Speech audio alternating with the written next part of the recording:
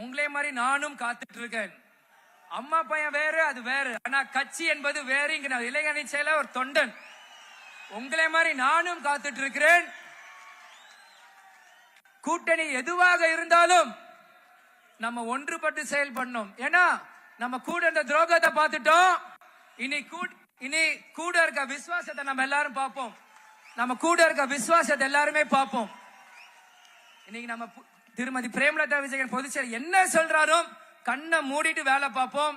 ஏன்னா இவங்க எல்லாருமே பேசுறது வெற்றி, எத்தனை எம்எல்ஏ, இதைத்தான் பேசுறாங்க. மக்களுக்கு நல்லது பண்றது யாரும் பேச மாட்டேங்கிறாங்க.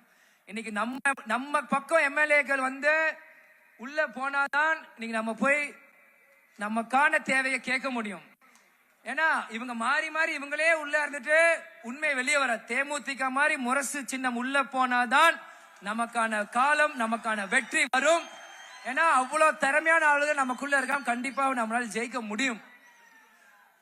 இன்னைக்கு ஒரு சின்ன ஒரு விஷயம். இன்னைக்கு காலைல விருதுகேஸ்வரர் கோயிலுக்கு போயிருந்தேன். இன்னைக்கு 2 இடத்துல சூரத் எங்க அம்மா உடைச்சாங்க. சரி, நாங்களும் பார்த்தோம் இப்படி எப்படியா உடையும். ஓங்கி ஒரு அடி கரெக்டா 2ஆ பொளந்தது. திரும்பி ஓங்கி ஒரு அடி இன்னொரு இடத்துக்கு கரெக்டா 2ஆ பொளந்தது. சரிக்கு சமமா பொளந்தது அந்த தேங்காய். இதுல இருந்து என்ன தெரியுது? 2 பேருக்குமே தேமுதிகவின் தேவையின் சேவை வேணும். 2 பெரிய கட்சிக்கும் தேமுதிகவோட சேவையும் தேவையும் வேணும்.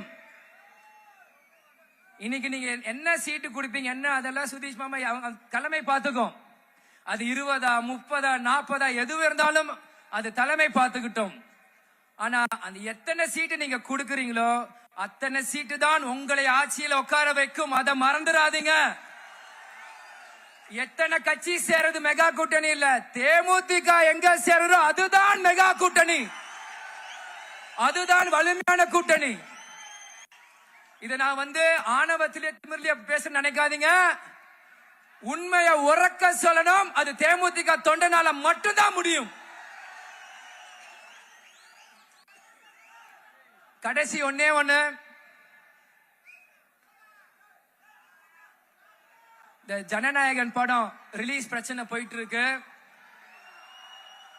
விஜய் அண்ணனுக்கு அவரோட தம்பியா உங்க அண்ணனோட மகனா ஒரு சின்ன ஒரு அட்வைஸ். ஏன்னா அரசியல நான் மூத்தவர், நீங்களே என்கிட்ட சொன்னீங்க. அண்ணா ஒரு சின்ன அட்வைஸ்.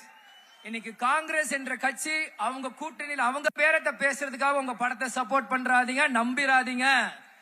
அத தூண்டில போடுற மாதிரி மீன் மாட்டிக்காதீங்க. நீங்க நல்லா வரணும். ஒரு சின்ன அட்வைஸ் அதுதான். ஏன்னா அவங்க என்ன பண்ணாங்கன்னு விருதுநகர்ல எனக்கு தெரியும். அவங்கள நம்பிராதீங்க.